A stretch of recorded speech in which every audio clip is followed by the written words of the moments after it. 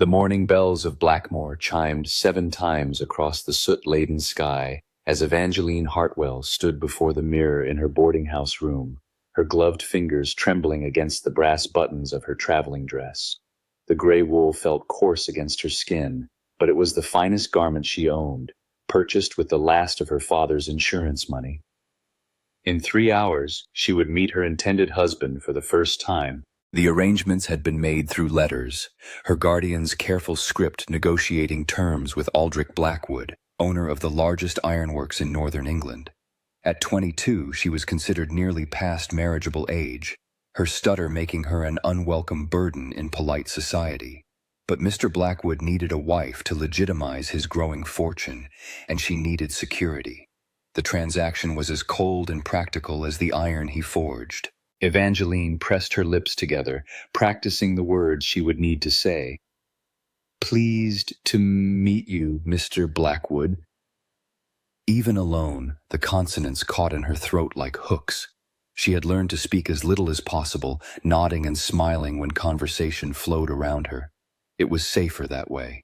The coaching inn's common room buzzed with voices when she descended the narrow stairs, her single trunk bumping against the walls behind the porter. Men in dark coats huddled over steaming mugs of ale, their conversations punctuated by harsh laughter. She recognized the accents of mill workers, foundry supervisors, and merchants, all drawn to Blackmore by the promise of industrial prosperity. Miss Hartwell, a thin man in spectacles, approached her, his clothes marking him as a clerk.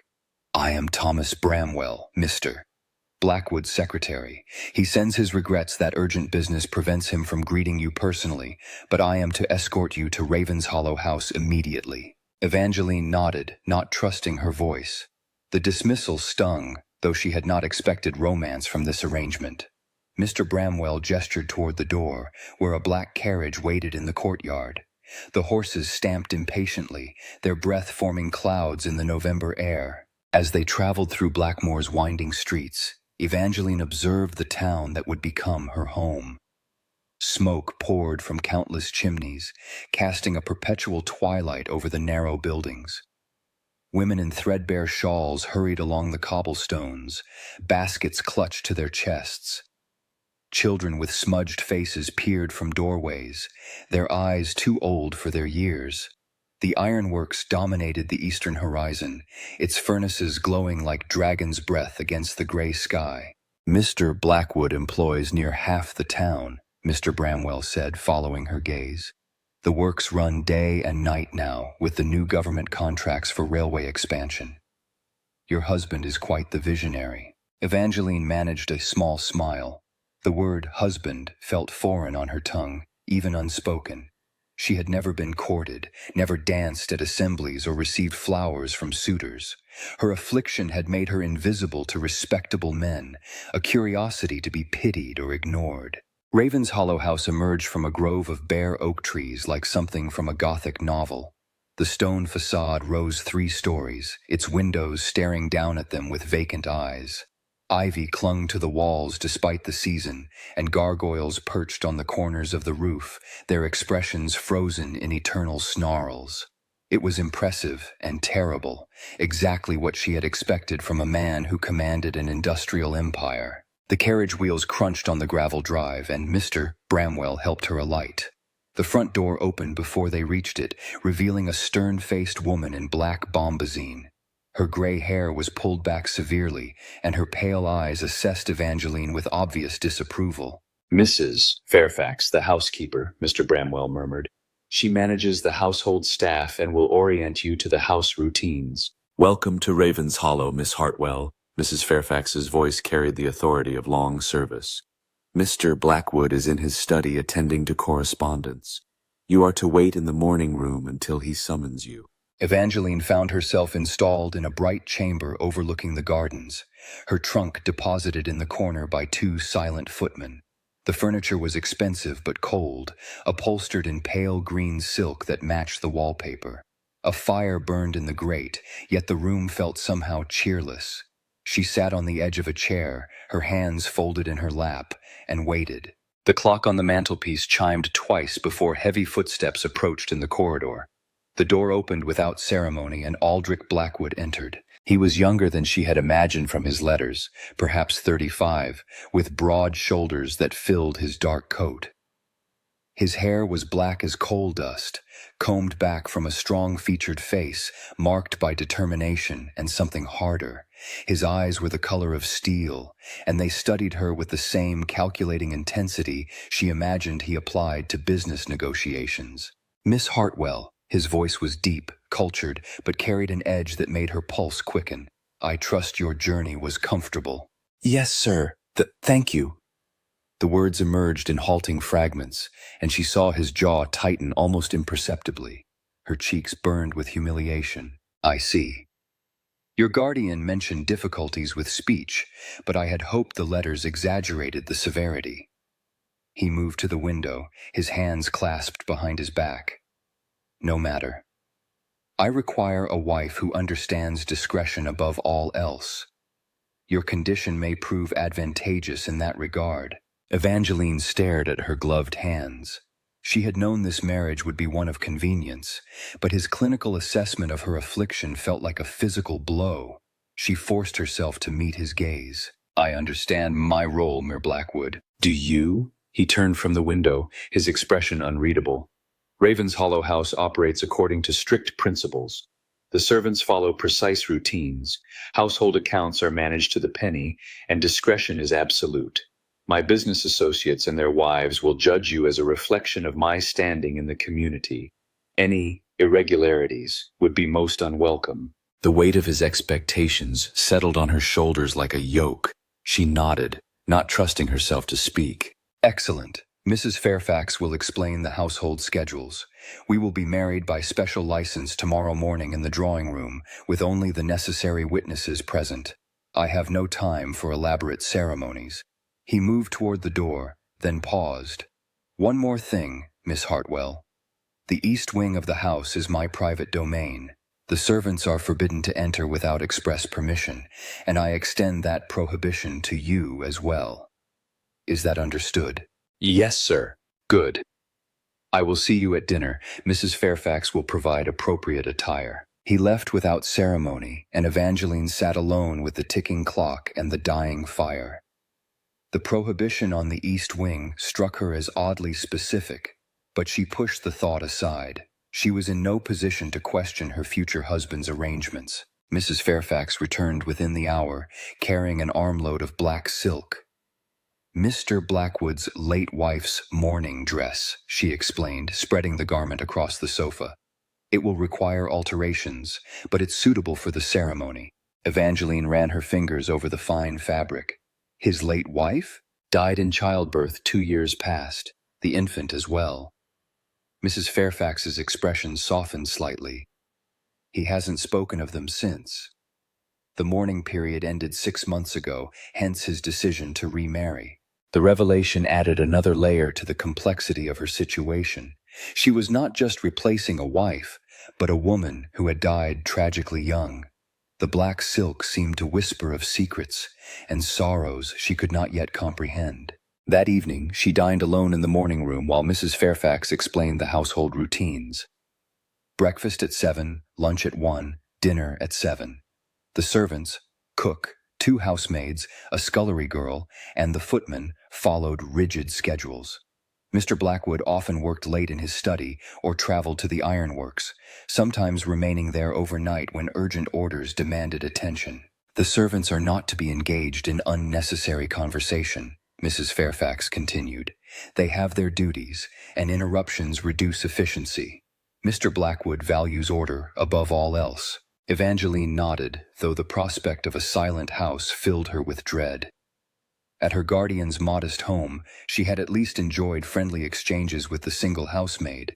Here, even casual human contact seemed forbidden. Sleep came fitfully that night in the grand 4-poster bed that had belonged to the first Mrs. Blackwood.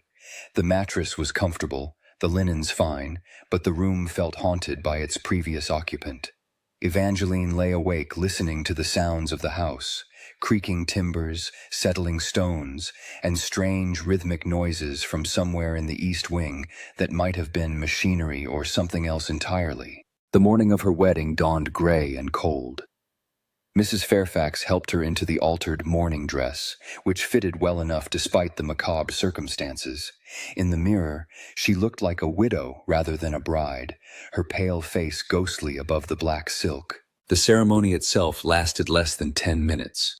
The local magistrate performed the rites in the drawing room, while Mrs. Fairfax and Mr. Bramwell served as witnesses. Aldrich Blackwood spoke his vows in a steady voice, his eyes fixed somewhere beyond her shoulder. When it came time for her responses, Evangeline managed to force out the words without stumbling, though her voice was barely audible. "By the authority vested in me by Her Majesty's government, I now pronounce you husband and wife." The magistrate closed his prayer book with a snap.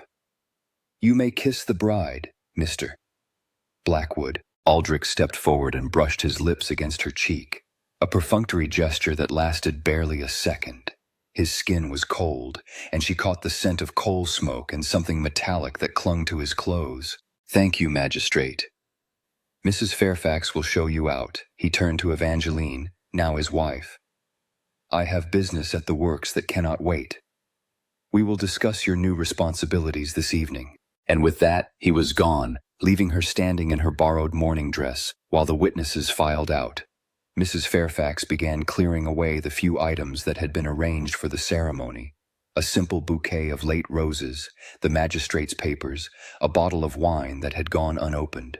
"Welcome to the family, Mrs. Blackwood," the housekeeper said, though her tone carried no warmth. "I trust you will find your place here satisfactory." Mrs. Blackwood, the name felt as foreign as everything else in this strange house. Evangeline touched the simple gold band on her finger, a ring that had belonged to the previous bearer of that title. She was no longer Evangeline Hartwell, the stammering spinster from Surrey. She was Mrs. Aldrich Blackwood, mistress of Ravenshollow House, though she felt less equipped for the role than ever. The first test of her new position came that very afternoon. She was attempting to read in the library when raised voices echoed from the servants' hall below. Through the floor, she could hear Mrs. Fairfax's sharp tones and a younger woman's tearful responses. Curiosity overcame her natural timidity, and she made her way to the back stairs. "Told you to stay out of the East Wing," Mrs. Fairfax was saying. "Mr. Blackwood's instructions were explicit." "I were only cleaning, ma'am." The voice belonged to one of the housemaids, Sarah, a girl of perhaps 16 with frightened eyes. "I heard noises like someone calling for help, and I thought—" "You thought nothing." "That is your problem, girl. You are not paid to think, only to follow orders. One more transgression and you'll find yourself on the street without reference." Evangeline descended the remaining steps and entered the servants' hall. Both women looked up in surprise at her appearance. Mrs. Fairfax immediately straightened while Sarah bobbed a hurried curtsy. "Mrs. Blackwood," the housekeeper said stiffly, "I was just correcting a minor disciplinary matter. Nothing to concern yourself with." "What sort of noises?" Evangeline asked, addressing Sarah directly. The girl's eyes darted between them nervously. "Begging your pardon, ma'am, but it sounded like someone crying. Or maybe calling out. I couldn't make sense of it, but it didn't sound right." "Nonsense," Mrs. Fairfax interjected. "The girl has an overactive imagination. The East Wing contains Mr. Blackwood's private study and workshop. Any sounds would be mechanical in nature, equipment or ventilation systems." But Evangeline had heard those same rhythmic noises during the night, and they had not sounded mechanical to her. They had sounded disturbingly human. She studied Sarah's frightened face and made a decision that surprised herself. "Sarah, please continue with your duties. Mrs. Fairfax, I would like to review the household accounts after tea." It was a small assertion of authority, but Mrs. Fairfax's eyes narrowed slightly before she nodded. "Of course, Mrs. Blackwood, as you wish." Sarah curtsied again and hurried away, but not before shooting Evangeline a grateful look. It was a minor victory, but it felt significant. For the first time since arriving at Ravenshollow House, someone had looked at her with something other than pity or disapproval. That evening, Aldrich returned from the ironworks in a foul mood. His coat was dusted with soot, and his hands bore fresh burns from molten metal. He barely acknowledged her presence during dinner, responding to her tentative questions about his work with grunts or single-word answers. The silence stretched between them like a chasm. "The new government contracts are demanding," he finally said, cutting into his beef with unnecessary force. "Quality standards have increased, delivery schedules shortened. I cannot afford distractions or inefficiencies." Evangeline interpreted this as a warning about her own behavior. She nodded and returned to her soup, the words she might have spoken dissolving in her throat. After dinner, he retreated to his study with a bottle of brandy and a stack of correspondence. Evangeline sat alone in the morning room, listening to the distant sounds of the night shift at the ironworks. Through the windows, she could see the glow of the furnaces painting the horizon red. It looked like a vision of hell itself. She was preparing for bed when she heard them again, those strange rhythmic sounds from the east wing. They seemed louder tonight, more urgent. Without conscious thought, she found herself padding barefoot through the corridors, following the sounds to their source. The east wing was separated from the main house by a heavy oak door that stood slightly ajar. Evangeline hesitated, remembering Aldrich's prohibition, but the sounds drew her forward. She pushed the door open just wide enough to slip through. The corridor beyond was darker than the rest of the house, lit by only a few flickering gas lamps. The sounds were definitely coming from somewhere ahead, a rhythmic tapping or knocking, interspersed with what might have been muffled voices. Her heart hammered as she crept forward, her bare feet silent on the cold stones. The corridor ended at another door, this one firmly closed but not locked. The sounds were louder here, more distinct. Evangeline pressed her ear to the wood and held her breath. Tap, tap, tap, pause. Tap, tap, pause. Tap, tap, tap, tap. It was definitely intentional, like someone tapping out a code or signal. Between the rhythmic sounds, she could hear what sounded like whispered conversation, though she could not make out the words. Her hand moved to the door handle of its own accord. "What are you doing here?" Evangeline spun around, her heart nearly stopping. Aldrich stood at the end of the corridor, his face dark with anger. He had moved with surprising stealth for such a large man, and his eyes blazed in the lamplight. I heard noises, she stammered, backing away from the door. Sarah said... "Sarah has been dismissed." His voice was deadly quiet as he advanced on her. "She packed her things and left this afternoon, as will anyone else who cannot follow simple instructions." Evangeline's blood went cold. The girl's frightened face flashed through her memory, and she realized her small assertion of authority had accomplished nothing except to cost Sarah her position. "You will return to your room immediately," Aldrich continued, now close enough that she could smell the brandy on his breath. "You will not speak of this to anyone, and you will never enter the East Wing again. Am I understood?" "Yes," she whispered, though something in his manner made her skin crawl. The sounds from behind the door had stopped, as if whoever was making them had heard the confrontation and fallen silent. "Good." He stepped aside to let her pass, but his eyes followed her retreat. "I married you for your discretion, Evangeline. Do not make me regret that decision." She fled to her room and locked the door behind her, though she doubted it would keep him out if he chose to enter. The confrontation had shaken her more than she wanted to admit. There was something in the East Wing that Aldrich was desperate to hide, something that had cost Sarah her livelihood and might cost others even more. As she lay in the darkness, Evangeline found herself thinking of the rhythmic tapping. It had seemed almost like a code, a message being transmitted through the walls. But who was sending it, and to whom? And what had happened to Sarah after her dismissal? The girl had no family in Blackmore, no resources to fall back on. Where would she go? The questions multiplied in her mind like shadows, each one darker than the last. She had married a stranger for security and respectability, but she was beginning to suspect that Ravenshollow House harbored secrets far more dangerous than her own stammering tongue. The East Wing called to her like a siren song, and she knew that despite Aldrich's threats, she would not be able to resist its pull forever. The wind howled around the house's towers, and somewhere in its voice she thought she heard Sarah's frightened whisper. It sounded like someone calling for help. 3 days passed in suffocating routine after Sarah's dismissal. Evangeline moved through the house like a ghost in morning silk, speaking only when absolutely necessary and avoiding the East Wing entirely. Mrs. Fairfax watched her with sharp eyes, reporting her movements to Aldrich each evening when he returned from the ironworks.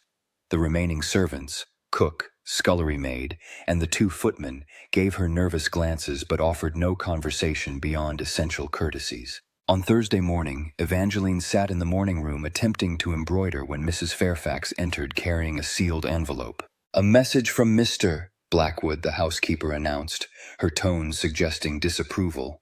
"You are to read it immediately." Evangeline's fingers trembled as she broke the wax seal. Aldrich's handwriting was as controlled and precise as everything else about him. My dear wife, "Business requires my presence in Manchester for the remainder of the week. You will confine yourself to the main house during my absence. Mrs. Fairfax has been instructed to monitor your activities and report any irregularities upon my return.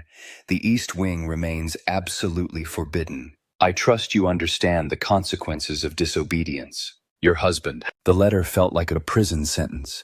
Evangeline folded it carefully, aware of Mrs. Fairfax's scrutiny. "Mr. Blackwood is most concerned with maintaining order," the housekeeper said meaningfully. "Previous disruptions have proven costly."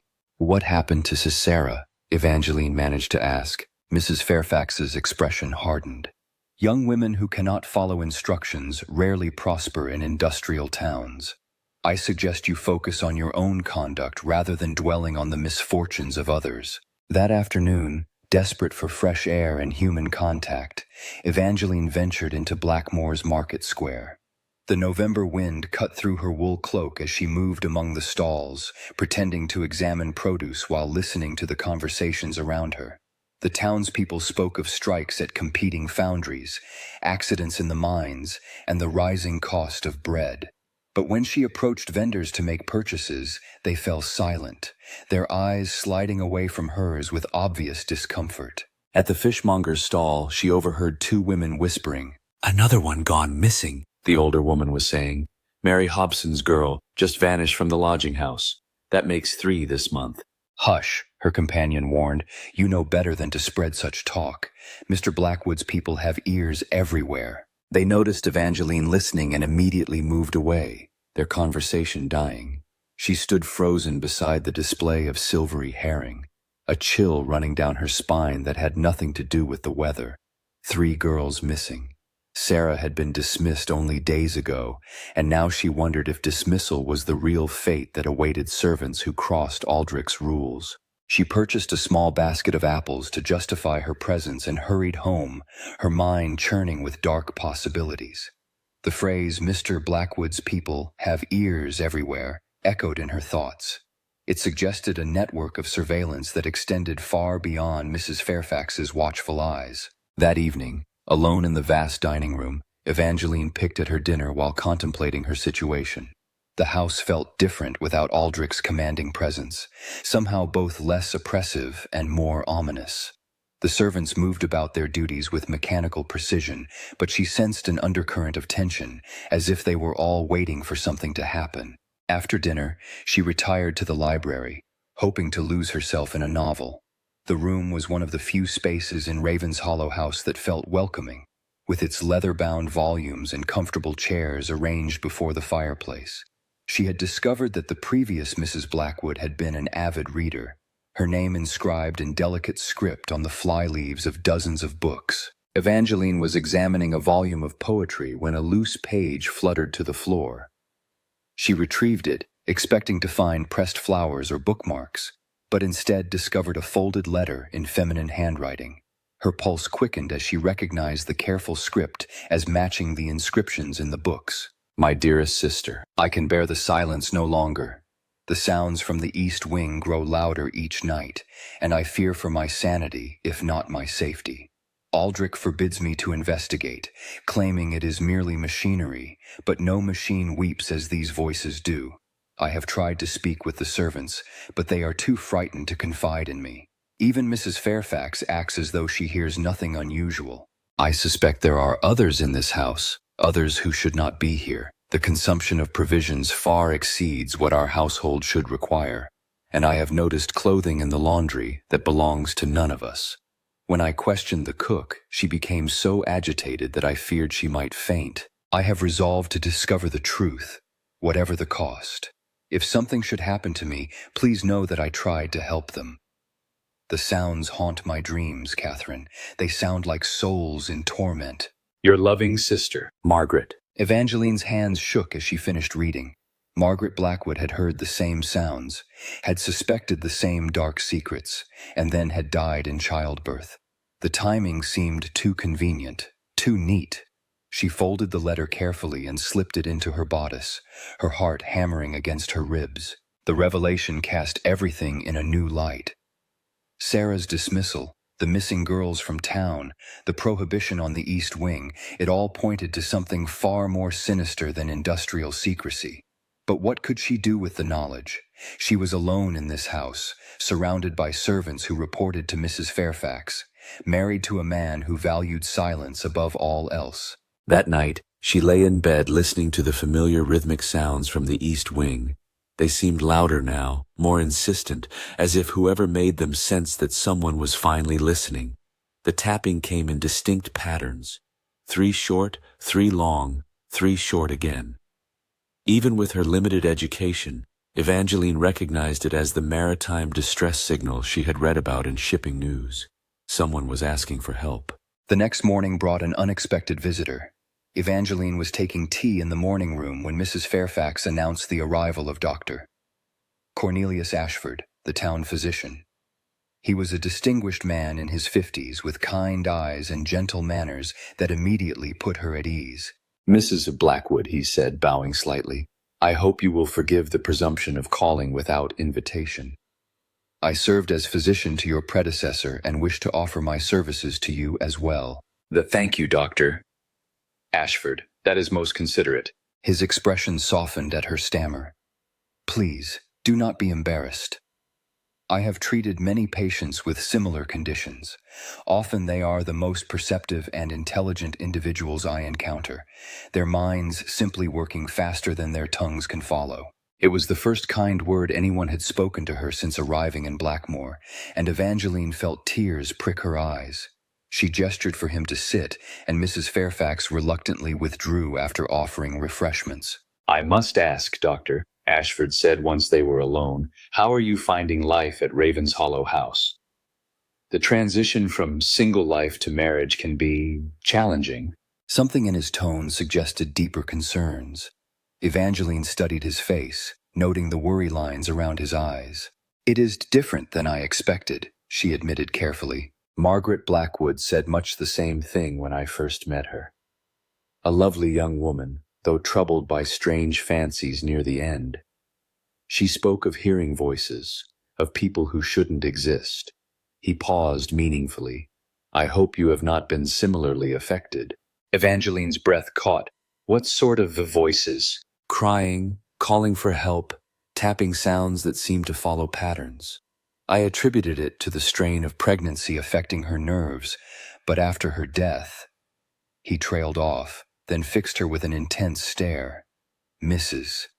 Blackwood, if you should ever need assistance or simply someone to listen without judgment, please do not hesitate to call upon me. I live above the apothecary shop in Market Street. Before she could respond, Mrs. Fairfax returned with the tea service. Dr. Ashford smoothly shifted the conversation to general health matters, but his message was clear. He suspected something was wrong at Ravenshollow House, and he was offering himself as an ally. After he left, Evangeline found herself energized for the first time since her arrival. She was not alone. Dr. Ashford believed Margaret's stories, and more importantly, he was willing to help. The knowledge gave her courage to take a dangerous step. That afternoon, while Mrs. Fairfax was occupied with household accounts, Evangeline made her way to the servants' quarters. The narrow hallways above the kitchen were cramped and poorly lit, smelling of cooking grease and carbolic soap. She found the cook, a stout woman named Mrs. Bramble, kneading bread in the small preparation room. Mrs. Blackwood, the woman looked up in alarm, flour dusting her apron. Is there something wrong? Should I fetch Mrs. Fairfax? No, please, I only wanted to ask. Evangeline took a breath, steeling herself. The provisions for the house. Do they seem adequate for our number? Mrs. Bramble's face went pale. She glanced nervously toward the door, then leaned closer. Begging your pardon, ma'am, but that's not a proper question for the likes of me to answer. Please, Evangeline pressed. I need to know. The cook's hands stilled on the dough. For a moment, she seemed to wrestle with herself, fear and conscience warring in her expression. Finally, she whispered, "There's more mouths fed than should be, ma'am." More by far, but I daren't say where they are or who they might be. Mrs. Fairfax would have my head, and Mr. Blackwood. She shuddered. The East Wing? Mrs. Bramble's silence was answer enough. She returned to her kneading with violent intensity, her face closed off. I've said nothing, ma'am. Nothing at all. Evangeline left her to her work, but the confirmation sent her pulse racing. There were indeed people hidden somewhere in the East Wing, people who required food but whose presence had to remain secret. The missing servant girls, the sounds Margaret had heard, the distress signals tapped through the walls, it all painted a horrifying picture. That evening, she attempted to eat dinner normally while her mind raced through possibilities. What could Aldrich be doing with these hidden people? Were they prisoners, workers kept in terrible conditions, something worse?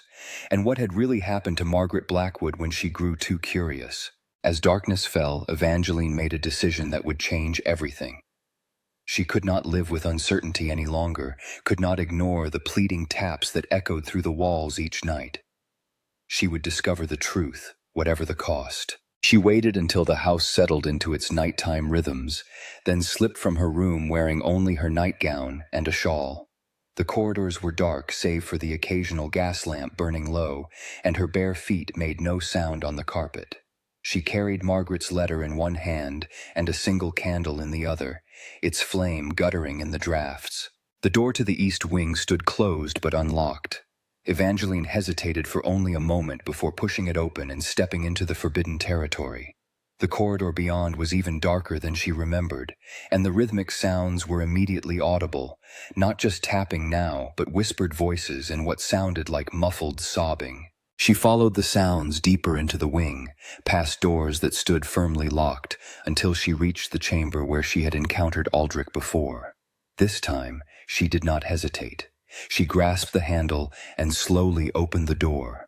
The scene that greeted her was beyond her worst imaginings. The room had been converted into a makeshift dormitory, with perhaps a dozen thin mattresses arranged on the floor. Young women huddled on them. Some she recognized as former servants from various households in town. Others were strangers with hollow eyes and faces marked by desperation. They looked up at her approach with mixtures of hope and terror. "Please," one of them whispered, Sarah, barely recognizable after only a few days.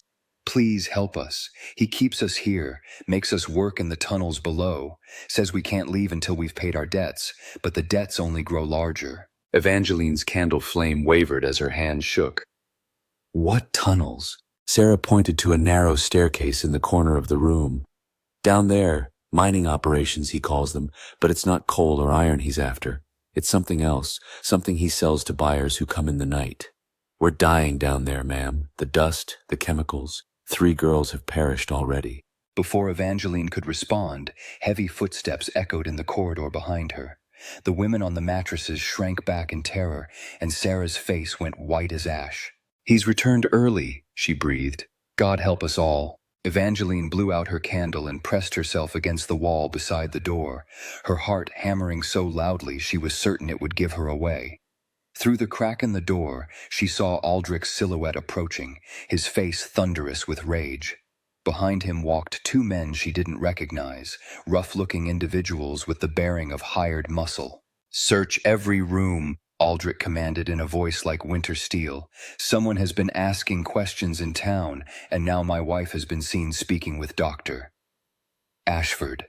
I will not tolerate security breaches." Evangeline realized with growing horror that her investigation had been discovered. Someone had reported her conversation with the cook, her visit from Dr. Ashford, perhaps even her presence in the East Wing at this very moment. She was trapped in a room full of evidence that could destroy Aldrich's carefully constructed facade, with nowhere to run and no way to explain her presence. The footsteps grew closer, and she heard the jangle of keys. In moments, they would open the door and find her. The women on the mattresses watched her with desperate eyes, and she realized that her discovery would not only doom her but seal their fates as well. Whatever Aldrich was planning for her, it would be far worse for them. As the key turned in the lock, Evangeline made a desperate decision. She stepped away from the wall and into the center of the room, facing the door with Margaret's letter clutched in her trembling hand. When Aldrich entered with his companions, she was waiting for him, her chin raised despite her terror. "Good evening, husband," she said, and for once her voice did not stammer. Aldrich's face transformed into a mask of cold fury as he took in the scene, his wife standing among the captive women, Margaret's letter visible in her hand, the evidence of his secret operation laid bare. The two men behind him shifted nervously, their hands moving to weapons concealed beneath their coats. "You disappoint me, Evangeline." His voice carried the quiet menace of a man accustomed to absolute control. "I had hoped your affliction would make you more compliant." Margaret wasn't compliant either, Evangeline replied, surprised by her own boldness. The letter trembled in her grip, but she held his gaze. "She discovered your secret before she died." "Margaret died in childbirth, as you well know." But something flickered in his eyes, a brief crack in his composure. Her mind was affected by pregnancy. She imagined things that did not exist. "Like these women? Like the tunnels below?" Evangeline gestured to the cowering figures around her. "Sarah told me about the mining operation. What are you digging for?" Aldrich stepped closer, his presence filling the small room like a gathering storm. "You have seen too much, my dear wife. But perhaps that can be remedied." He nodded to one of his companions. "Mr. Thorne, please escort the ladies back to their quarters. Mrs. Blackwood and I have private matters to discuss." The man called Thorne moved forward with practiced efficiency, herding the women toward the staircase.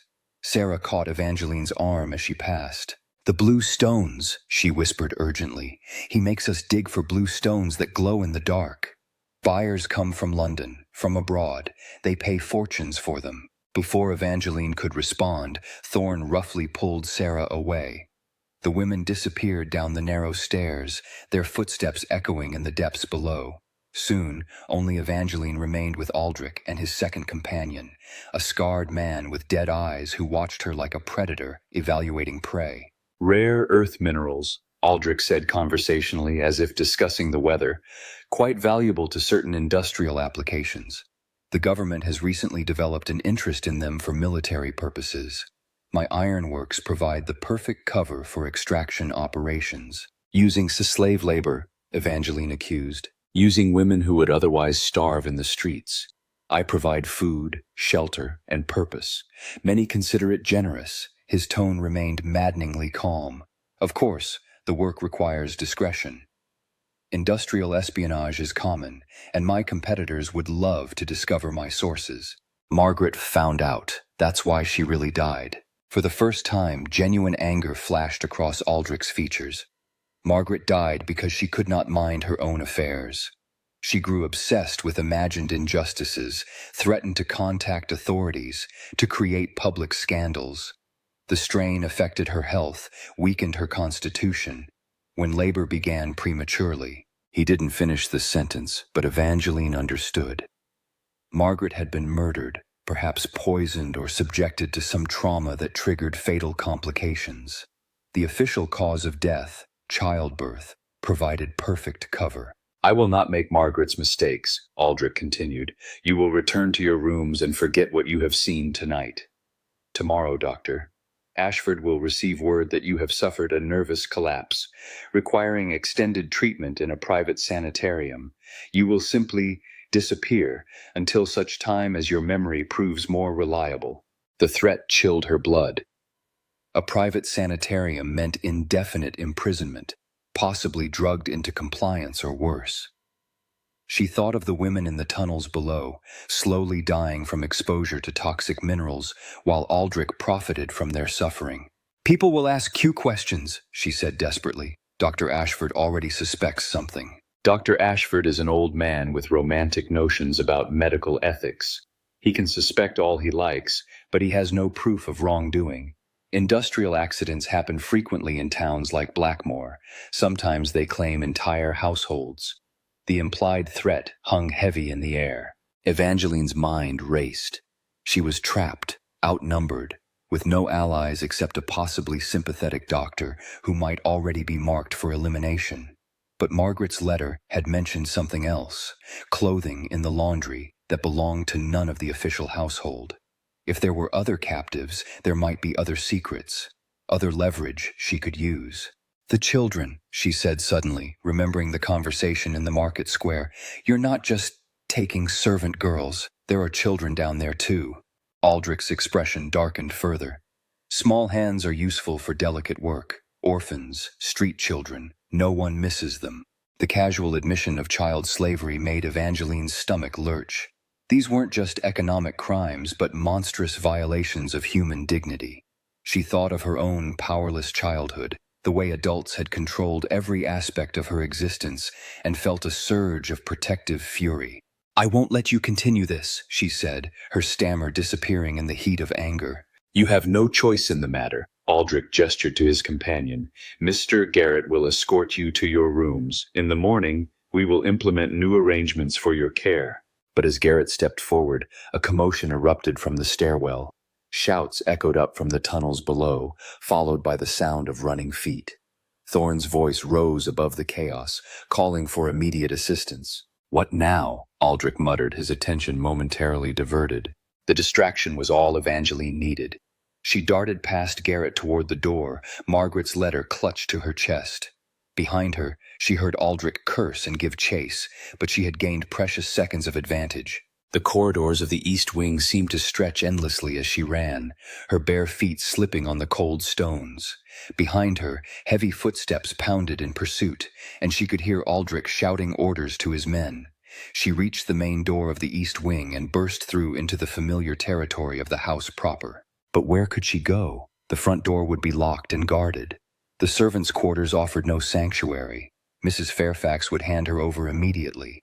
Her only hope lay in reaching Dr. Ashford, but the doctor lived in town, miles away through dark streets filled with Aldrich's allies. She stumbled into the library, her chest heaving from exertion and terror. The room was dark except for dying embers in the fireplace, and for a moment she considered hiding among the tall shelves of books. But they would search every room systematically. She needed a better plan. Margaret's books. The previous Mrs. Blackwood had been an avid correspondent, and if she had suspected her husband's activities, she might have documented them. Evangeline began pulling volumes from the shelves, searching for more hidden papers, more evidence that could expose Aldrich's crimes. In a collection of botanical texts, she found what she was looking for. Not letters this time, but detailed drawings. Margaret had sketched the layout of the underground tunnels, marking locations where she had observed unusual activity. The drawings showed a complex network extending far beyond Raven's Hollow House, connecting to the ironworks and even reaching toward the center of town. More importantly, the sketches revealed multiple exit points. One tunnel emerged near the old cemetery, another at the abandoned mill by the river. If she could reach the tunnels without being caught, she might escape through one of these alternative routes. Footsteps approached the library door. Evangeline stuffed Margaret's drawings into her bodice alongside the letter and moved toward the tall windows facing the garden. The glass was old and warped, secured by simple latches that opened with surprising ease. Cold November air rushed into the room as she climbed through the window, her nightgown catching on the frame. She dropped into the garden just as the library door burst open behind her. Aldrich's voice roared her name, but she was already running across the frost-covered lawn toward the shadowy bulk of the carriage house. The grounds of Raven's Hollow House were extensive, dotted with outbuildings and ornamental features that provided cover. Evangeline had explored them during her first days of marriage, when the confinement of the house had driven her to seek solitude outdoors. Now that knowledge served her well as she navigated between hedgerows and garden structures, staying ahead of her pursuers. Behind her, she could hear men spreading out across the grounds, their lanterns bobbing like fireflies in the darkness. Aldrich's voice carried clearly in the still air, directing the search with military precision. But she had one advantage. They expected her to flee toward town, toward help and civilization. Instead, she was heading for the cemetery, toward the tunnel entrance Margaret had documented. The old graveyard occupied a hill overlooking Blackmore, its weathered headstones casting long shadows in the moonlight. Evangeline had visited it once before, drawn by morbid curiosity about the town's history. Many of the graves were unmarked, anonymous burials of workers who had died in industrial accidents. Now she wondered how many of those accidents had been engineered by Aldrich to silence inconvenient witnesses. She found the tunnel entrance exactly where Margaret's sketch indicated, a small stone structure that looked like a maintenance shed but opened to reveal stairs descending into darkness. The entrance was concealed behind overgrown ivy, nearly invisible unless one knew exactly where to look. The tunnels below were worse than she had imagined. The air was thick with chemical fumes and rock dust that burned her lungs with each breath. Crude oil lamps provided minimal illumination, casting dancing shadows on walls that wept with moisture. The sound of picks striking stone echoed from deeper passages, punctuated by coughing fits and whispered prayers. She followed the main passage, guided by Margaret's careful notations, until she reached a wider chamber that served as a staging area. Here she found them, dozens of women and children of various ages, all bearing the hollow-eyed look of prolonged captivity. They worked in shifts, she realized, some sleeping on thin blankets while others labored in the deeper tunnels.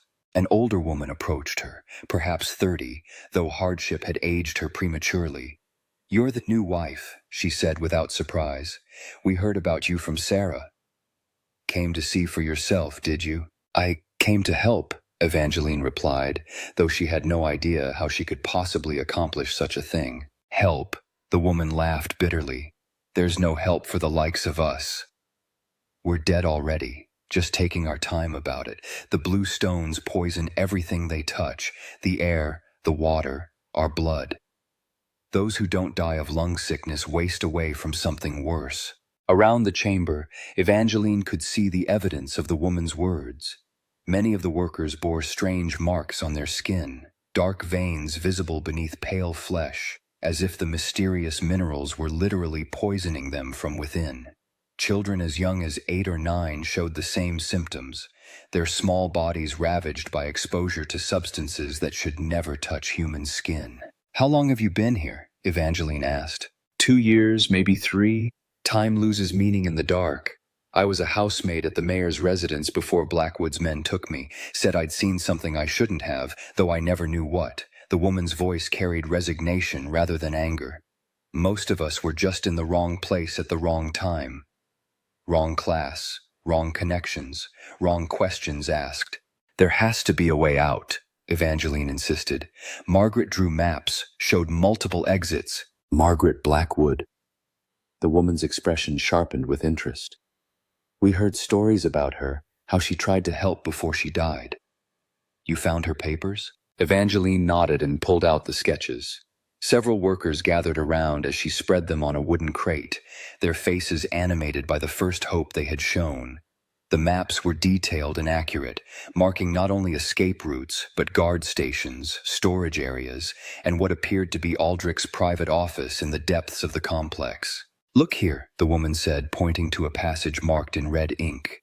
"This connects to the ironworks directly. If we could reach that point, we might access the main foundry floor during shift change. Too many witnesses for Blackwood to silence them all." But even as they planned, the sound of approaching footsteps echoed from the main tunnel. Aldrich had discovered her escape route and was following her into the underground maze. The workers scattered immediately, returning to their positions with practiced fear, leaving Evangeline alone with Margaret's evidence. She had perhaps minutes before they found her, and when they did, her fate would be sealed. But looking around at the poisoned faces of the captives, she realized that her own survival was less important than exposing this monstrous operation. These people deserved justice, deserved to see sunlight again, deserved to have their suffering acknowledged by the world above. Margaret's sketches included one final detail that Evangeline had overlooked in her haste: the location of Aldrich's underground office, where he kept records of his mineral sales and correspondence with buyers. If she could reach that office, gather concrete evidence of his crimes, she might accomplish what Margaret had died attempting. The footsteps were closer now, accompanied by the flicker of lantern light. Evangeline folded the sketches and pressed them into the hands of the older woman. "Take these to Dr. Ashford in Market Street," she whispered urgently. "Tell him everything. Make him understand." "What about you?" the woman asked. Evangeline looked toward the deeper tunnels, toward Aldrich's hidden office and the evidence that could destroy him. "I have one more thing to do." Evangeline pressed deeper into the tunnel system, following Margaret's notations toward Aldrich's private office. The air grew thicker with each step, laden with chemical vapors that made her eyes water and her chest burn. Behind her, the sounds of pursuit echoed off stone walls. Aldrich's voice commanding his men to spread out, to check every passage, to bring her back alive if possible. The tunnel branched repeatedly, creating a maze that would have been impossible to navigate without Margaret's careful documentation.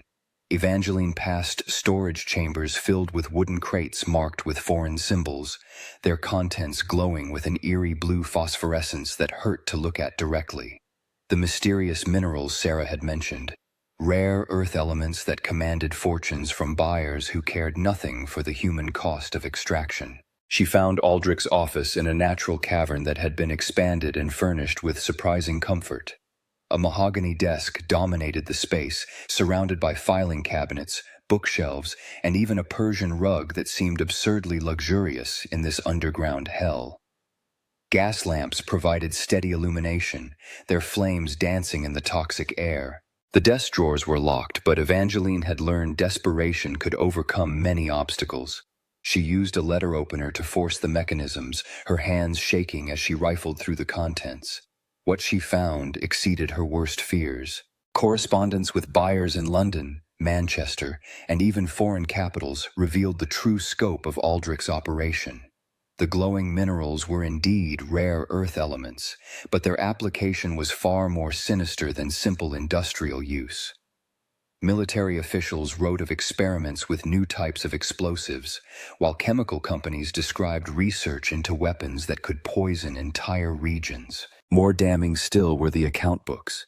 Detailed records showed payments for workers, human beings bought and sold like livestock. Names she recognized from Blackmore's missing persons were listed alongside purchase prices, productivity ratings, and disposal dates. Margaret Blackwood's name appeared in the final entries, marked with a notation that made Evangeline's blood run cold. Permanent solution implemented. No further complications expected. She stuffed the most incriminating documents into her bodice, her nightgown now bulging with evidence. But as she reached for another file, footsteps approached the cavern entrance. There was nowhere to hide. The office was too well lit, too open.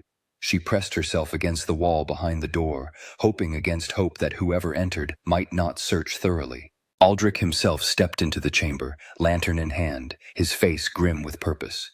He was alone, having apparently left his men to search other passages. His eyes swept the room methodically, taking in the forced desk drawers and scattered papers with growing fury. "I know you're here, Evangeline," he said conversationally, setting his lantern on the desk. "Your breathing gives you away. The air down here is toxic. Your lungs are already damaged from exposure." She remained silent, fighting the urge to cough as chemical vapors seared her throat. "Did you find what you were looking for?" he continued, moving closer to her hiding spot. "Letters, perhaps? Account books, evidence of crimes that exist only in your imagination." When she still didn't respond, he laughed softly. "Margaret made the same mistake, you know. She thought documentation would protect her, that exposure would somehow matter to people who profit from ignorance.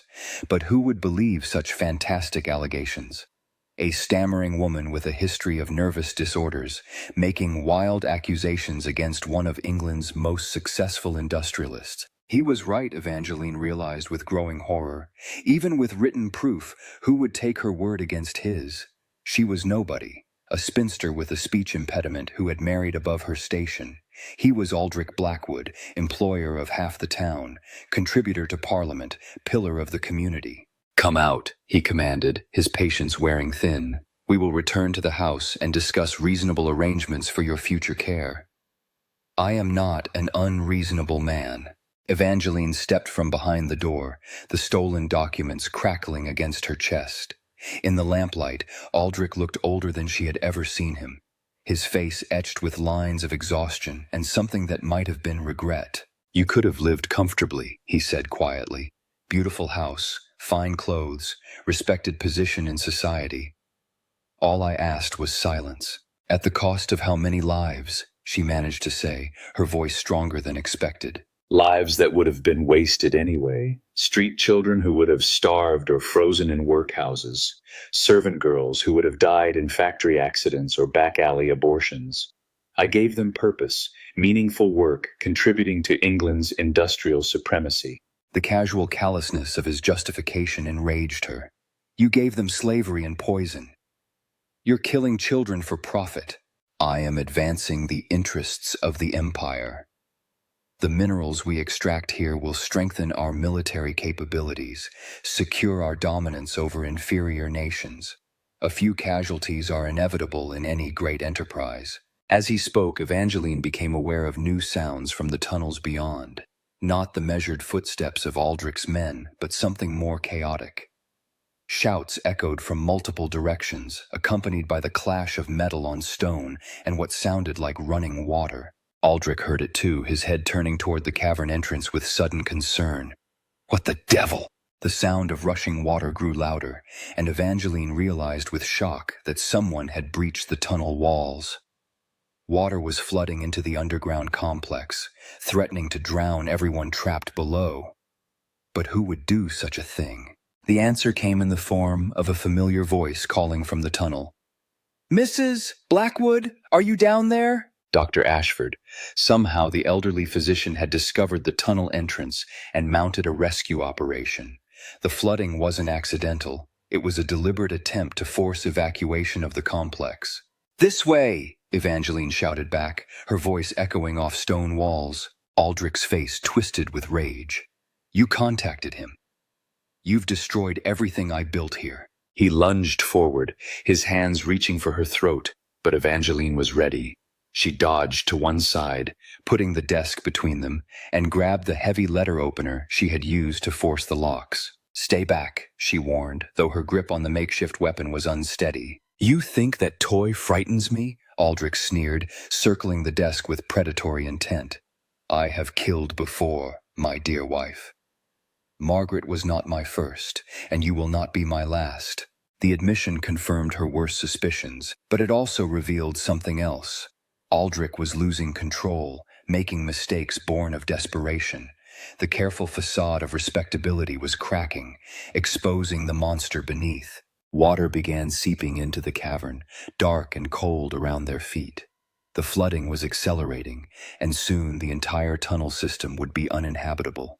Evangeline backed toward the entrance, keeping the letter opener between herself and her husband. "The workers," she said. "How will they escape?" "They won't," Aldrich replied matter-of-factly. "Flooding accidents are common in mining operations. Tragic but unavoidable. The official inquiry will find evidence of structural instability, perhaps improper excavation techniques. No one will ask inconvenient questions about who might have been trapped below." The casual planning of mass murder made her stomach lurch. Dozens of people would die to protect his secrets, women and children who had committed no crime except being powerless and vulnerable. "I won't let you do this," she declared, surprising herself with her firmness. "You have no choice. In a few minutes, this entire complex will be underwater. Dr. Ashford and his allies will retreat to save themselves, leaving us alone down here. And then..." He pulled a small pistol from his coat, its metal surface gleaming in the lamplight. "Then I will ensure that you never speak of what you have seen." The water was knee-deep now, carrying with it debris and the terrified cries of people trapped in flooded passages. Evangeline could hear Dr. Ashford calling her name, but his voice seemed farther away now, as if he was being forced to retreat by the rising water. She had failed. All her courage, all her desperate searching for evidence, and it would end with her death in this poisoned cavern. The documents pressed against her chest would dissolve in the flood, taking with them the only proof of Aldrich's crimes. The captive workers would drown in darkness, their suffering erased from history. But then she remembered something. Margaret's sketches had shown multiple exits, including one that led directly to the ironworks. If she could reach that passage, if she could somehow alert the night shift workers to what was happening below. The pistol wavered in Aldrich's hand as he struggled to maintain his footing in the rising water. "Don't even think about running," he warned. "I'm an excellent shot, even under difficult conditions." "Then shoot me," Evangeline challenged, moving slowly toward the cavern entrance. "But my death won't solve your problems. Dr. Ashford knows I'm down here. He'll search until he finds my body, and when he does, he'll find the evidence I'm carrying." For the first time, uncertainty flickered in Aldrich's eyes. He was a man accustomed to controlling every variable, but the flooding had introduced chaos into his carefully ordered world. The pistol shook in his grip as water swirled around his waist. Evangeline reached the tunnel entrance and paused, looking back at the man who had promised to be her husband and protector. "You could have been decent," she said quietly. "You have wealth, influence, intelligence. You could have used those gifts to help people instead of destroying them." "Sentiment is weakness," Aldrich snarled, raising the pistol. Margaret learned that lesson too late. But as his finger tightened on the trigger, a new voice echoed from the flooded tunnel behind Evangeline, young, desperate, but alive. "Mrs. Blackwood, this way! We found the ironworks passage!" Sarah, the girl, had survived the flooding and was trying to guide her to safety. The sound of her voice galvanized Evangeline into action. She turned and plunged into the tunnel. The stolen documents clutched to her chest as Aldrich's pistol discharged behind her. The shot echoed deafeningly in the confined space, but the bullet went wide, chipping stone from the tunnel wall. Evangeline stumbled through waist-deep water, following Sarah's voice through the maze of flooded passages. Behind her, she could hear Aldrich crashing through the water in pursuit, his curses echoing off the walls. The passage to the ironworks was narrow and treacherous, carved through solid rock and now partially flooded. Sarah waited at a junction, her face pale but determined. With her were 3 other survivors, women who had somehow escaped the drowning trap. "The water's rising faster than we thought," Sarah gasped. "But if we can reach the foundry floor, there's dozens of workers up there, too many for Blackwood to silence." They pressed forward together, the water now chest-deep and shockingly cold. Evangeline's nightgown dragged in the current, threatening to pull her under, but the other women supported her weight. Above them, she could hear the rumble of machinery and the shouts of night shift workers, oblivious to the drama unfolding below their feet. The passage ended in a vertical shaft with rusted iron rungs leading upward. The water was almost to the tunnel ceiling now, giving them perhaps minutes before it became completely impassable.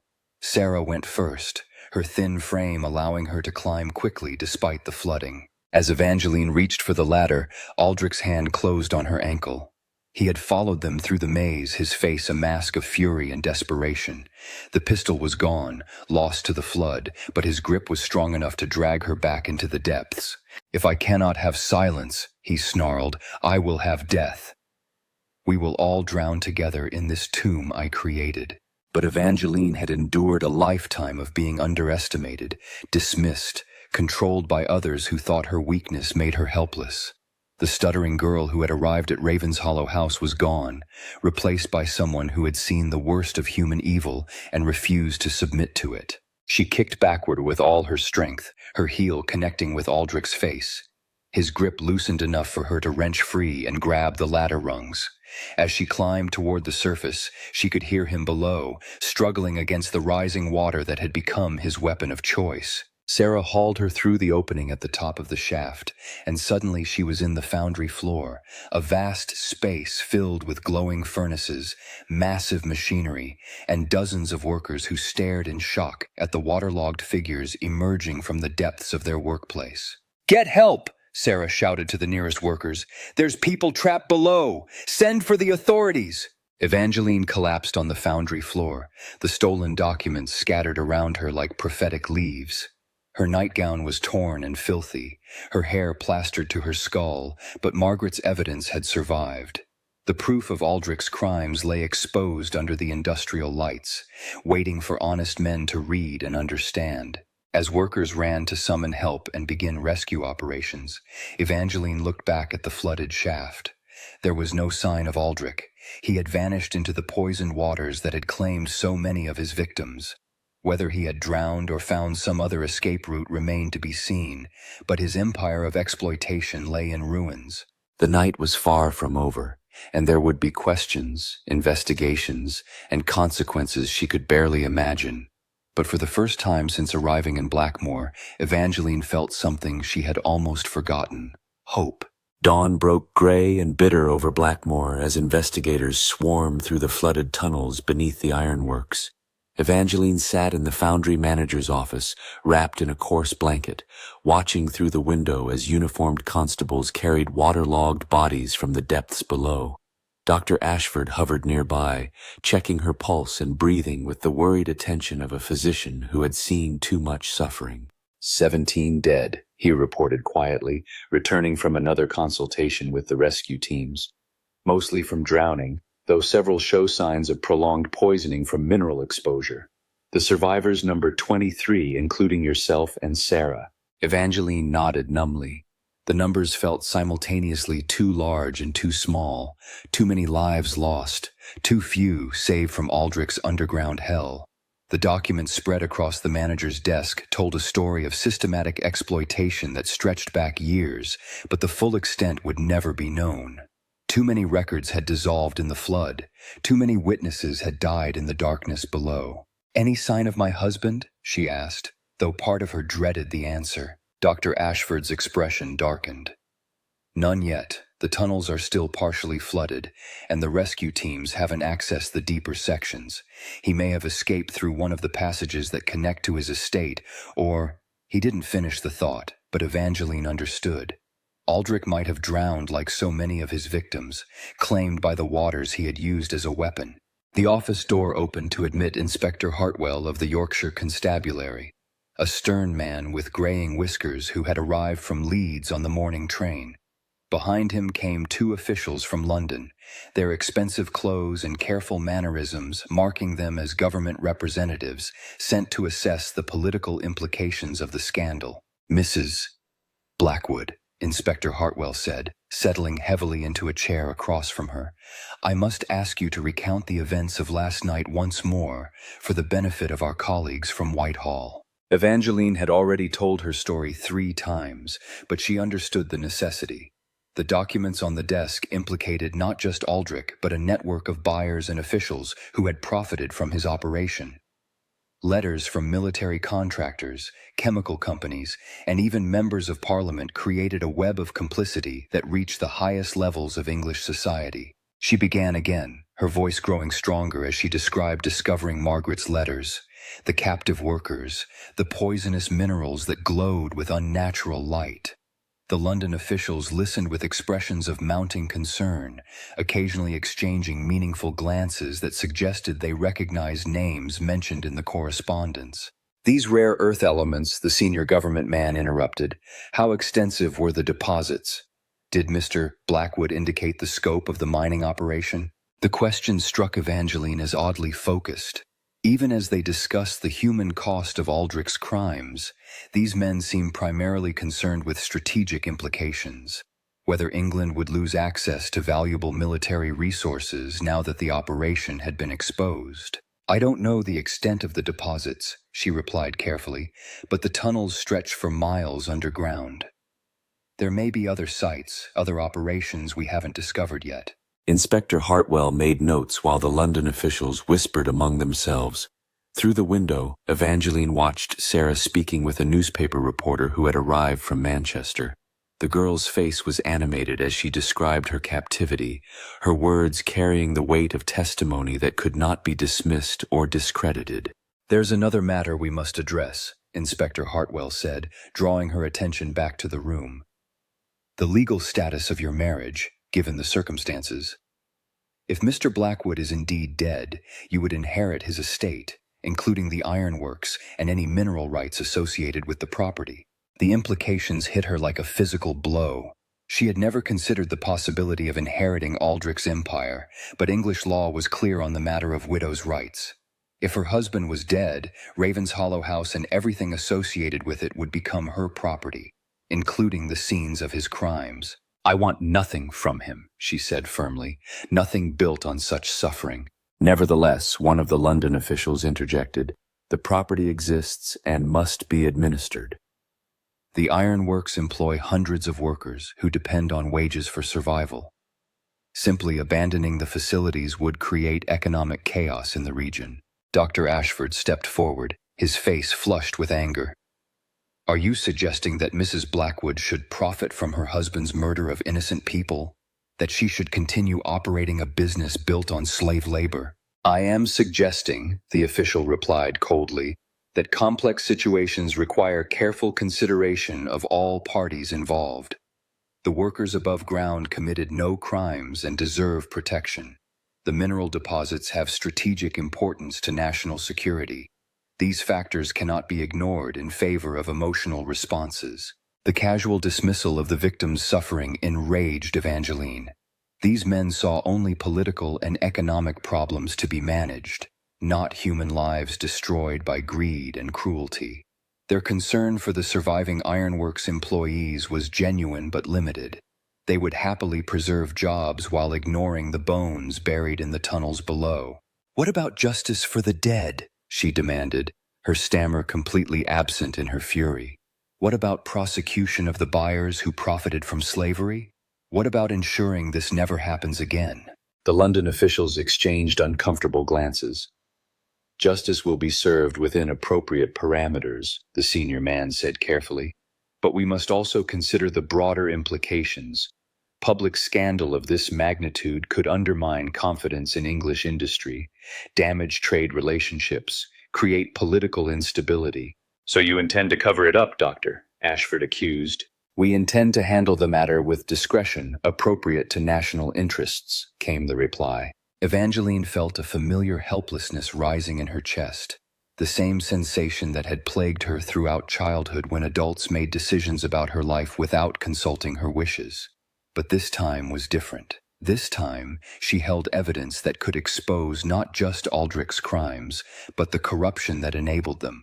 I have names, she said quietly, causing all conversation to stop. Letters from buyers, invoices, correspondence with officials. Margaret documented everything before she died, and I found additional records in Aldrich's office. If you attempt to minimize this scandal, I will ensure the complete truth reaches the newspapers.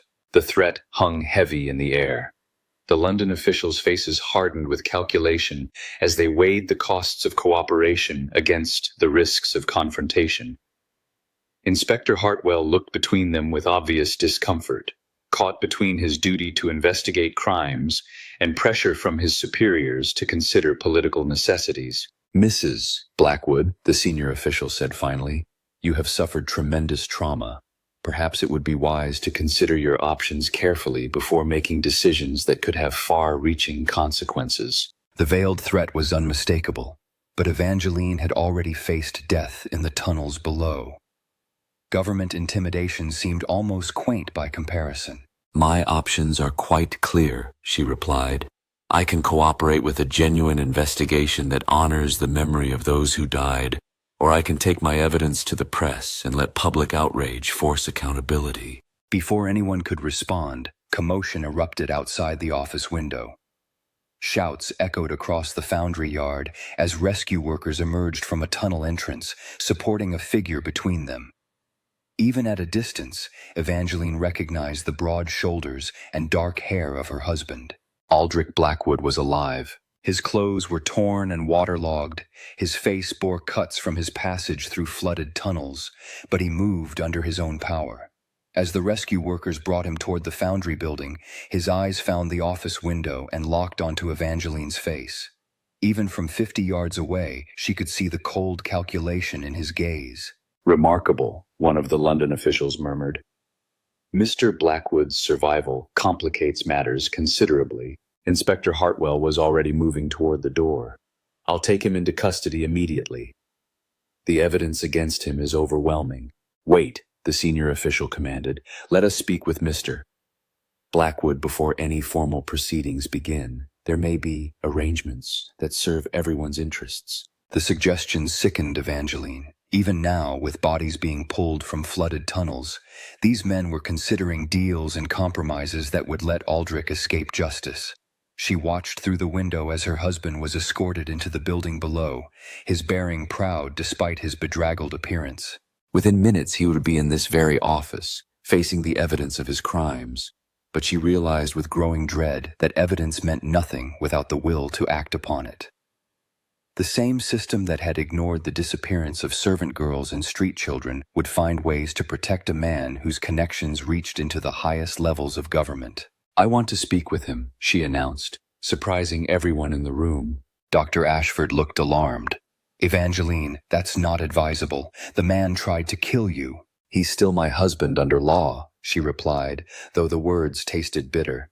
And I have questions that only he can answer. The London officials nodded approvingly, perhaps seeing opportunities for negotiation. Inspector Hartwell appeared less enthusiastic but couldn't deny her legal right to confer with her spouse. Dr. Ashford simply looked worried, his medical training telling him that confronting trauma so directly could be dangerous. Heavy footsteps approached in the corridor outside. Evangeline straightened in her chair, the stolen documents within easy reach. Whatever happened next, she was no longer the frightened girl who had arrived at Ravenshollow House seeking security and acceptance. That person had died in the tunnels below, replaced by someone who understood the true cost of silence. The door opened and Aldrich entered under police escort. His eyes swept the room, taking in the officials, the scattered evidence, and finally settling on Evangeline herself. When he spoke, his voice carried the same authoritative tone that had once made her stammer with nervousness. My dear wife, he said, as if greeting her after a normal day at the ironworks, I trust you are recovering from your ordeal. Underground floods can be quite traumatic for those unaccustomed to industrial hazards. The casual dismissal of what she had witnessed, the attempt to reframe mass murder as an industrial accident, revealed that Aldrich had not given up. Even captured, even facing irrefutable evidence, he intended to fight for his freedom using the same tools that had served him before: money, influence, and the willingness of powerful men to protect their own interests.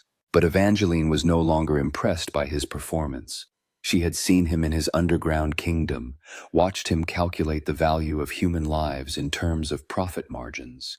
The mask of respectability had been torn away, revealing the monster beneath.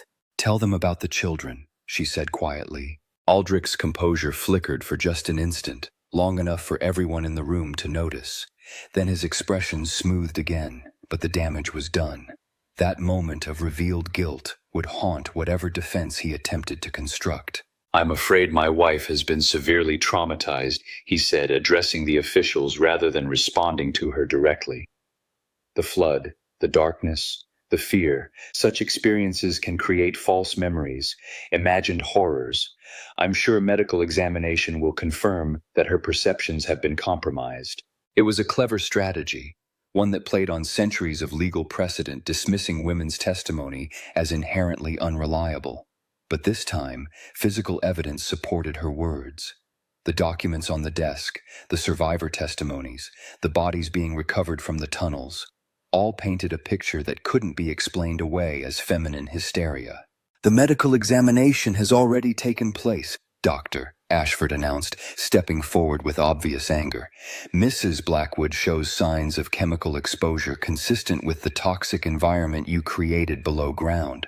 Her testimony is entirely credible. The room fell silent as the implications sank in. If the survivors' accounts were medically verified, if the physical evidence supported accusations of systematic abuse, even the most corrupt officials would find it difficult to arrange Aldrich's escape from justice. Evangeline watched her husband's face as he realized his position was not as secure as he had assumed. The government men who might have protected him were reassessing the political costs of association with his crimes. Inspector Hartwell was building a case that would be difficult to dismiss. Most importantly, she was no longer the silent, stammering wife he had married for her discretion. "You could tell the truth," she said, meeting his gaze directly. "Confess your crimes, reveal the names of your buyers, help us ensure this never happens again. It won't bring back the dead, but it might prevent future victims." Aldrich studied her face for a long moment, and she saw something she had never expected, a flicker of what might have been respect. Perhaps even admiration for the woman she had become through adversity. "You have grown quite formidable, my dear," he said finally. "Margaret would have been proud." It was the closest thing to an admission she was likely to receive, and it carried the weight of acknowledgement. He knew he was caught, knew his empire had crumbled, but he would not go quietly into the darkness he had created for others.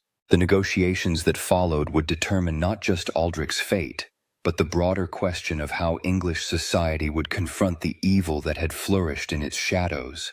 Evangeline held the key evidence, but she was no longer naive enough to believe that evidence alone would guarantee justice. The real battle was just beginning. 6 months later, Evangeline stood before the House of Commons Select Committee on Industrial Practices, her voice clear and unwavering as she delivered testimony that would reshape English labor law. The great chamber buzzed with nervous energy as members of Parliament shifted in their seats, uncomfortable with the revelations that had emerged from what newspapers now called the Blackmore atrocity. "The systematic exploitation documented in these proceedings," she concluded, gesturing to the stack of evidence that had grown far beyond Margaret's original letters, "represents not isolated criminal behavior, but a failure of oversight that enabled widespread abuse. We must ask ourselves, how many other operations exist in the shadows of our industrial progress?" The committee chairman, Lord Pemberton, cleared his throat diplomatically. "Mrs. Blackwood, the committee appreciates your unique perspective on these matters. However, we must balance concerns for worker welfare against the practical necessities of maintaining England's competitive position in global markets." It was the same argument Evangeline had heard repeatedly over the past months. The suggestion that reform must be gradual, measured, careful not to disrupt the economic foundations that supported the empire. She had learned to recognize it as code for preserving profitable arrangements, regardless of human cost. "My lord," she replied, her stammer now completely absent even in formal settings, "I would suggest that England's true competitive advantage lies in demonstrating that industrial progress and human dignity are not mutually exclusive. The buyers who profited from my husband's operation were as much victims of a corrupt system as the workers themselves." The statement sent ripples through the gallery, where newspaper reporters scribbled furiously. In the months since Aldrich's trial and conviction, Evangeline had become something unprecedented in English society, a woman whose testimony carried weight in masculine domains of law, politics, and industry. Her transformation from silent bride to public advocate had captured the imagination of reformers while terrifying traditionalists. Aldrich himself sat in Pentonville prison, serving a sentence of 25 years hard labor for multiple counts of murder, kidnapping, and conspiracy. His conviction had been secured not through governmental pressure, but through the power of survivor testimony amplified by press coverage that made suppression impossible. The London officials who had sought to minimize the scandal found themselves forced to pursue justice or face public outrage. The trial had revealed the full extent of the conspiracy. Military contractors, chemical companies, and even members of Parliament had been implicated in purchasing minerals extracted through slave labor. Some faced prosecution, others resigned in disgrace, and a few simply disappeared from public life as their reputations crumbled under scrutiny. Dr. Ashford entered the committee chamber as Evangeline finished her testimony, nodding approvingly at her performance. Over the past months, he had become more than her physician. He served as advisor, friend, and occasionally surrogate father figure as she navigated her new role in public life. "Masterfully done," he murmured as they left Westminster. "Lord Pemberton looked positively green when you mentioned competitive advantage.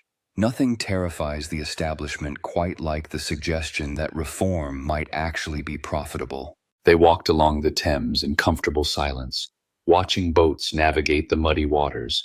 London felt different now than it had 6 months ago, more aware of the darkness that lurked beneath its prosperity, more willing to ask uncomfortable questions about the sources of its wealth.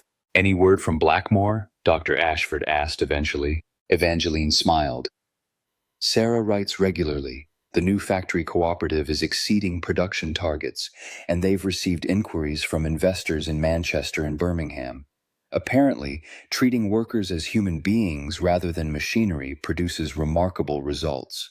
The transformation of Aldrich's Ironworks had been Evangeline's most challenging decision. Rather than simply closing the facility and leaving hundreds unemployed, she had donated the property to a trust managed by former employees. The poison tunnels had been permanently sealed, but the surface operations continued under worker ownership, proving that industrial enterprise could function without exploitation. The legal battle over her inheritance had been complex, with various parties claiming portions of Aldrich's estate. But public sympathy for the silent bride, who had exposed the scandal, made it politically impossible to deny her legitimate claims.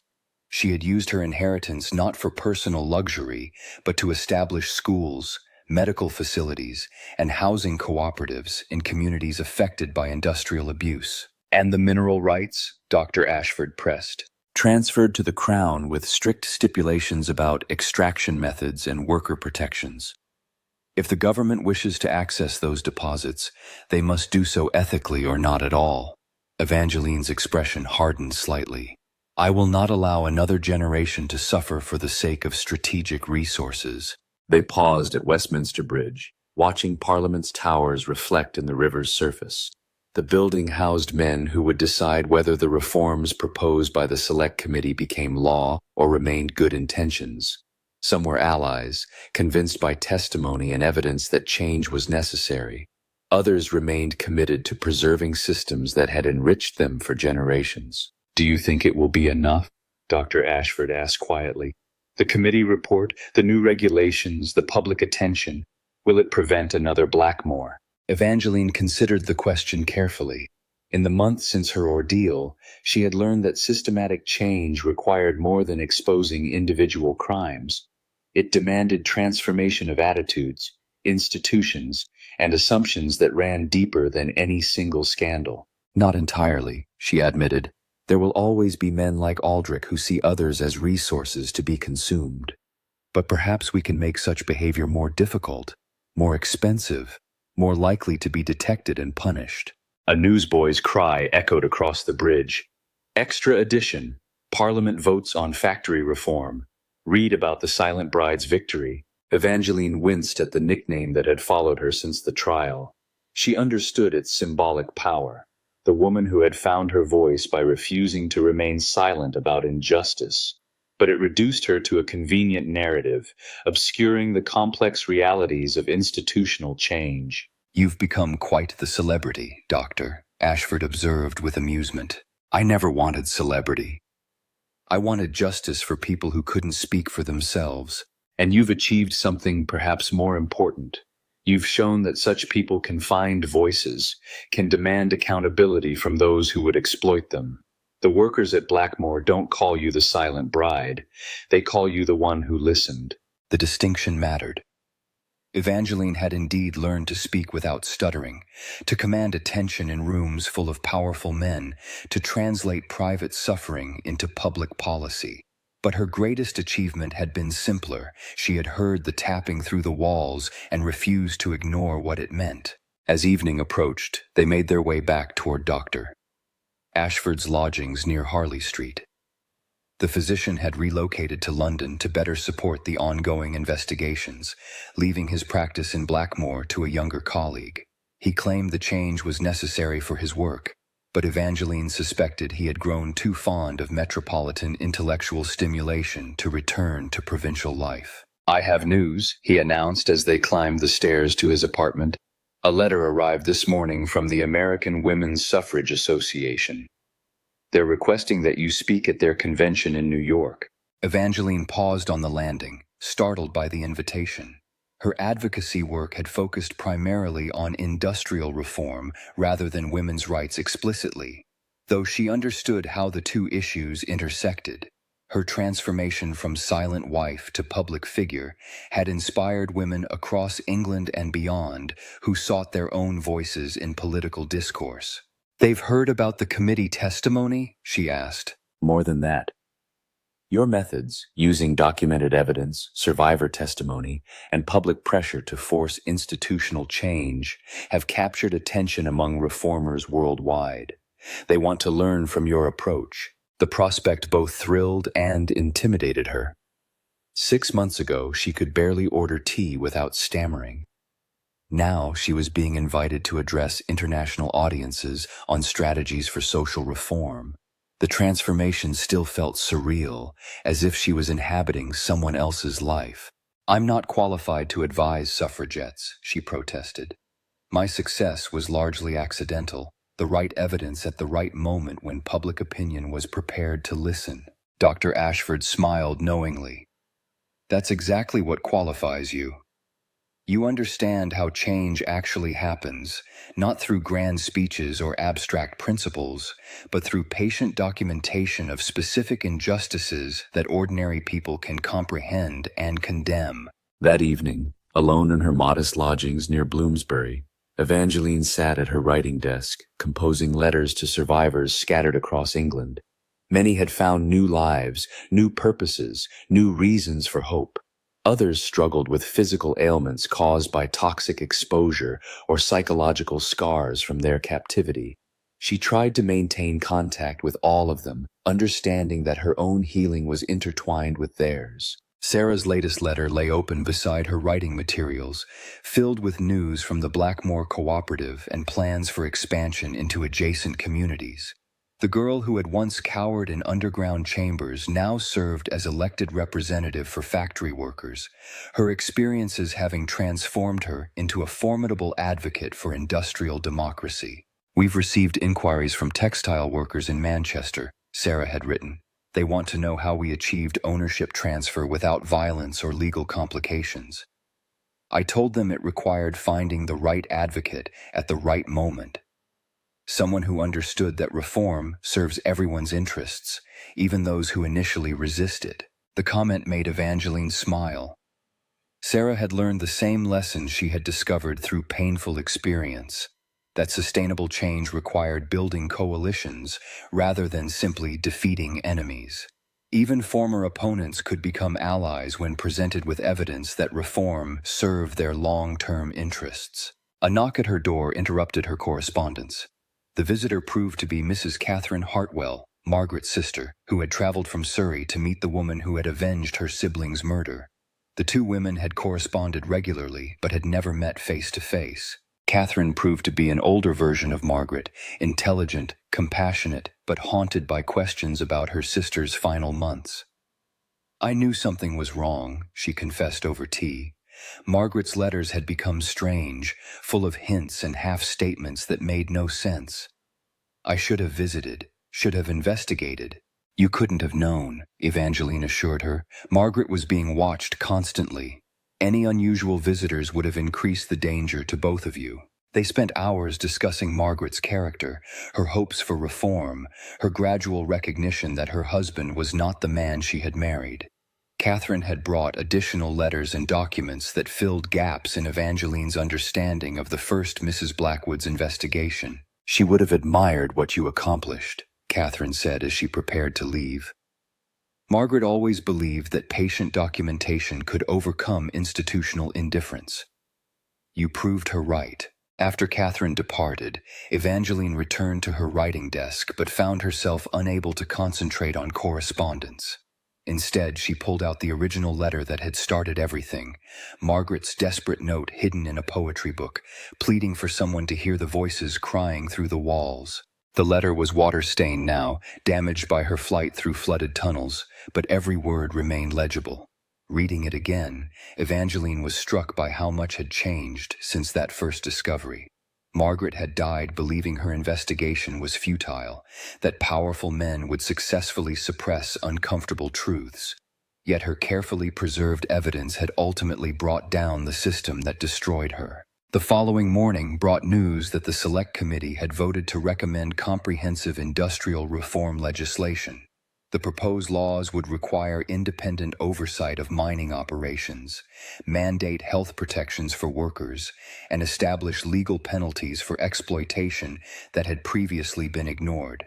Implementation would take years, and enforcement would face constant challenges, but the foundation for systemic change had been established. Evangeline read the newspaper accounts while having breakfast at her usual coffee house near the British Museum. Other patrons occasionally recognized her, nodding respectfully or offering brief words of support. She had become accustomed to such attention, though it still felt strange to be acknowledged as a public figure. "Mrs. Blackwood?" A young woman approached her table nervously. "I'm sorry to disturb you, but I wanted to thank you for what you've done. My sister worked in a textile mill where conditions were similar to what you described at Blackmore. After your testimony became public, the owners instituted safety improvements and wage increases.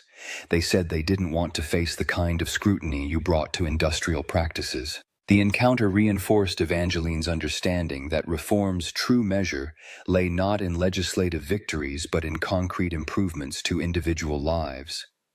Each worker who received better treatment, each facility that improved conditions to avoid scandal, each employer who chose ethical practices over exploitation represented meaningful progress. As spring turned towards summer, Evangeline found herself facing a decision about her future direction. The immediate crisis that had driven her advocacy was resolved. Aldrich was imprisoned, the tunnels were sealed, the survivors had been compensated and relocated.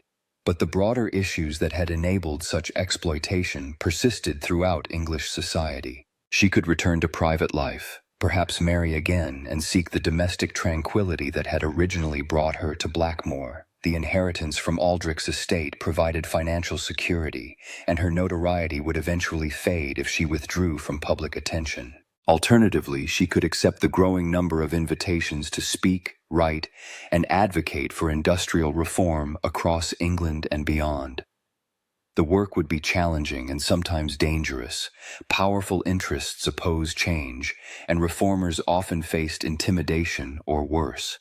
The decision crystallized one evening as she walked past the Houses of Parliament, their windows glowing in the twilight. Tomorrow, members would debate the industrial reform legislation recommended by the Select Committee. Some would speak passionately about protecting worker rights. Others would argue for maintaining competitive advantages through reduced regulation. But absent from the debate would be the voices of those most affected by the proposed changes, the workers themselves, whose testimony had been filtered through advocates and representatives. The system that had enabled Aldrich's crimes was fundamentally unchanged.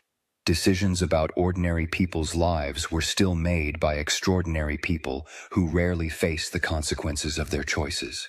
Evangeline realized that her true calling was not simply exposing individual injustices, but amplifying voices that the system preferred to ignore.